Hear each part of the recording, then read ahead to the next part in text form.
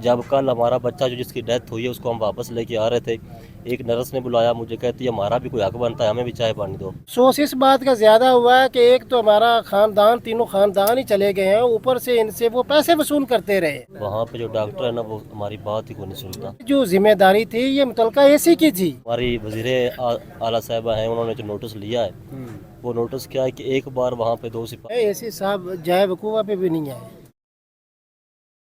ठीक है। तो मुझे इसका नहीं पता था कि ये इतनी इन्होंने पेमेंट कर दी है, तो मुझे अगले दिन अच्छा, पता ये चला। जो एम्बुलेंसों को, क्योंकि जिस दिन ये हादसा हुआ था उससे अगले दिन तदफीन के दौरान हमने वहाँ पर कुछ लोगों के इंटरव्यू किए थे, तो उनका ये कहना था कि हमने अपनी जेब से प्राइवेट एम्बुलेंस को जो है वो हज़ारों रुपए दिए हैं। तो वो प्राइवेट एम्बुलेंस से आपने खुद से की थी या फिर हॉस्पिटल इंतज़ामिया ने कहा कि जी इनको ले जाओ जहाँ दिल करता है? हॉस्पिटल जो इंतज़ामिया है उसका तो इससे कोई लेना देना नहीं था। ये तो रेस्क्यू को कॉल गई है। जब रेस्क्यू को कॉल जाती है तो वो आगे जिसको मर्जी भेज दें। अब जब रेस्क्यू ने वो से तो उनकी सिर्फ 2 गाड़ियां थी उनके पास, और तो उनके पास गाड़ियां नहीं थी, तो वो 2 में जो डेड बॉडी गई है वो ले गए हैं। अब जो बाकी मुतलका उन्होंने आगे किसी को कह दिया कि जी आप वहाँ पे पहुँचे और ये डेड बॉडीज ले आए। अब वो यहाँ से लेके गए वहाँ पे, वहाँ से फिर फैसलाबाद रह गए, फैसलाबाद से वापस वो डेड बॉडीज जड़ा वाले में लेके आए और वापस यहाँ पे गांव में ले आए। तो मुझे यहाँ पे पता चला कि जिन्होंने इतनी इतनी पेमेंट, तो मुझे बड़ा दुख हुआ है। और अफसोस इस बात का ज़्यादा हुआ है कि एक तो हमारा ख़ानदान, तीनों ख़ानदान ही चले गए हैं, ऊपर से इनसे वो पैसे वसूल करते रहे हैं। ये जो जिम्मेदारी थी ये मुतलका एसी की थी, इसके हम किसी को अनवाल नहीं कर सकते। ये जो जिम्मेदारी थी, इतना बड़ा हादसा हो गया। वहाँ पे एसपी साहब मौजूद थे, डीएसपी साहब मौजूद थे, एसएचओ मौजूद थी, पुलिस थी।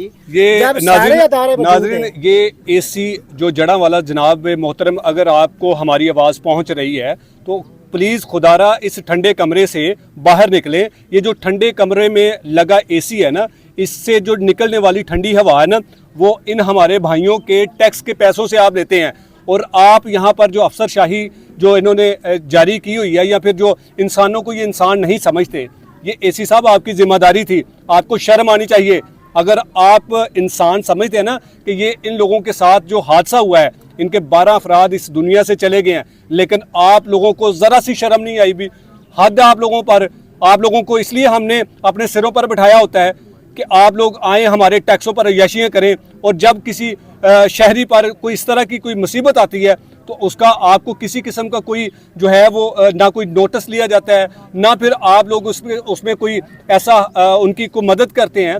अब जिस तरह से ये भाई बता रहे हैं, इससे पहले जिस वक्त अभी इन मरने वालों की जो लाशें हैं उनकी तदफीन की जा रही थी, तो लोग वहाँ पर चीख उठे थे कि हमने अपनी जेब से एम्बुलेंसों को पैसे दिए हैं, इंतज़ामिया ने हमें 1 रुपये की जो है वो मदद नहीं की। और ऊपर से आप लोग जो है, आप लोगों को शर्म आनी चाहिए कि कम से कम आप लोग इनके पास आते जो है एसी साहब जाए वकूफ़ा पे भी नहीं आए। जब ये एक्सीडेंट हुआ है उसके बाद विजिट उसने नहीं किया। एसी के साथ लगता है कोई अपने बच्चे को, बीवी को, फैमिली कोई नहीं होगी। साबित होता है कि नहीं है।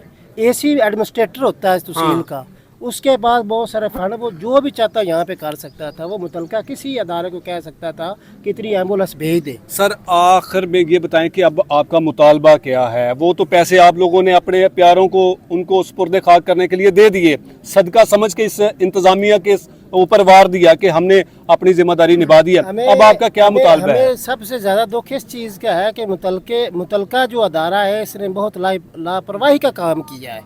हमें बहुत ज़्यादा दुख साफ इस पे है, एसी पे है, उसके बाद डीसी पे है, उसके बाद डीसी की जिम्मेदारी बनती। तो जब जो बच्चे यहाँ से रेस्क्यू करके गए वहाँ पे एलाइड हॉस्पिटल में गए, वो वहाँ पे विजिट करता, वो पूछता कि यहाँ पे कितने लोग आए हैं, कितने की डेड बॉडीज आई हैं, कितने जख्मी हुए हैं, कितने लोग हुए हैं। उसने तो वहाँ पे विजिट नहीं किया। एसी ने नहीं किया तो डीसी ने क्या करना?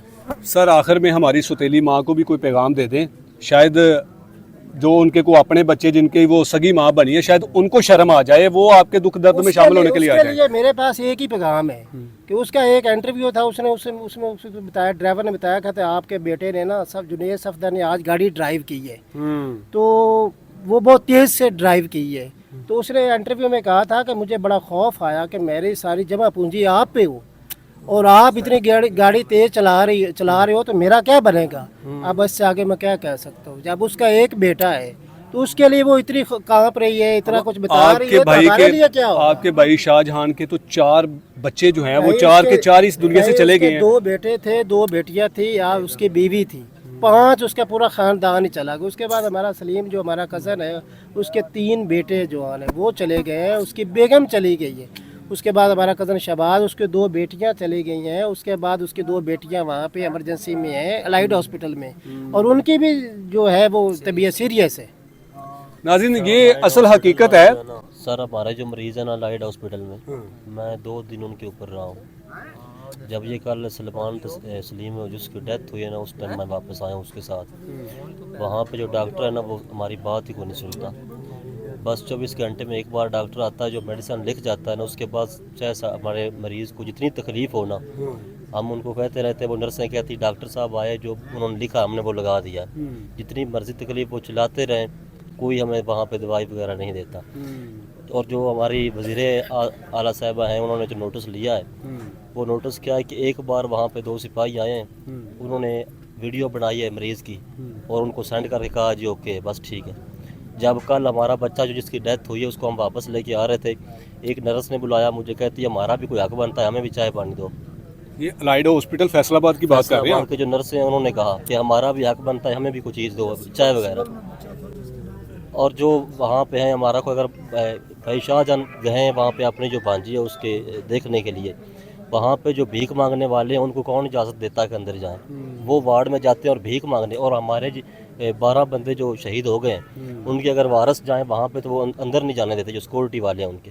अच्छा भाई, ये 12 लोग की जो मौत है ना, यकीन करें इसने पूरी दुनिया को हिला के रख दिया है। अगर हिले नहीं तो हमारे ये जाहिल हुक्मरान, जिन्हें हमारे सिरों पर मुसल्लत कर दिया है, जिनको हमारे दुख दर्द में शामिल होने के लिए अल्लाह ताला ने कुछ तौफीक ही नहीं दी, आप इस बस इंतज़ामिया के ख़िलाफ़ को कार्रवाई क्या करेंगे? क्योंकि अभी तक तो जो ड्राइवर के बारे में बताया जा रहा है कि वो हो सकता है कि वो उस बस का ड्राइवर भी नहीं है, तो हो सकता है कि इस केस को या फिर आपके इस वाक़े को दबाने की कोशिश की जा रही हो, तो उस पर आप क्या करेंगे? सर ये जो बस है ना हमारे लाहौर रोड पे चल रही, जड़ा वाला लाहौर रोड पे, इसने ये पहला वाक़या नहीं किया।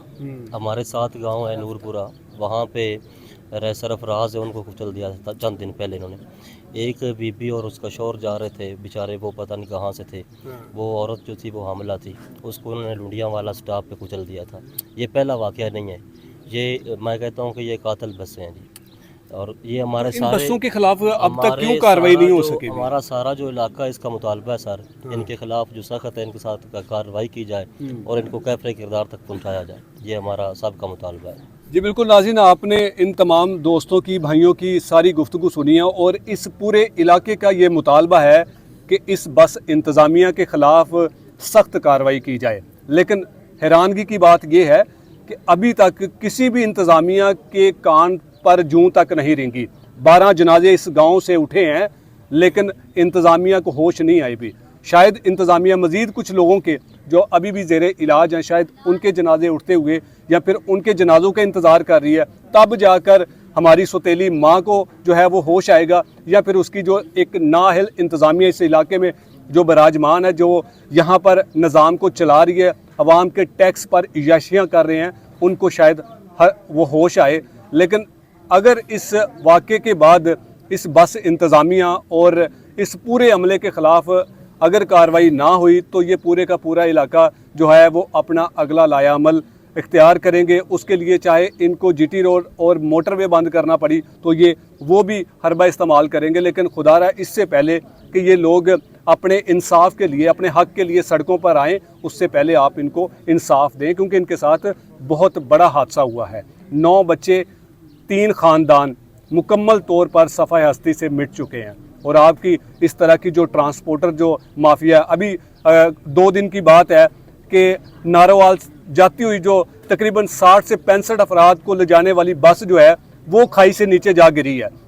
अगर इन तमाम ट्रांसपोर्टर्स के ड्राइवर्स के अडोप्ट टेस्ट किए जाएं, इनके मेडिकल करवाए जाएं, तो इसमें 99% जो ड्राइवर हैं वो नशे के आदी आपको मिलेंगे। फिर उसके बाद सड़कों पर आपको बसें चलती हुई नज़र नहीं आएंगी, फिर उसके बाद कुछ और ही नज़र आएगा। लेकिन इससे पहले कि कोई और बड़ा हादसा हो, कोई और ख़ानदान जो है वो लुटे, वो कोई और ख़ानदान जो है वो तबाह हो, इससे पहले कि आपको कुछ करना चाहिए और इस ख़ानदान के साथ जो इतना बड़ा जुल्म हुआ है, इनकी दाद रसी करने के लिए इनके पास आना आपकी ज़िम्मेदारी थी, आपका हक था। इस हादसे में जो 9 बच्चे जाँ बहक हुए हैं, उनके वालिदैन से भी हम आपकी मुलाकात करवाते हैं कि उनका क्या कहना है। अगली वीडियो में आपसे दोबारा मुलाकात होगी, तब तक के लिए अल्लाह ने के बाद।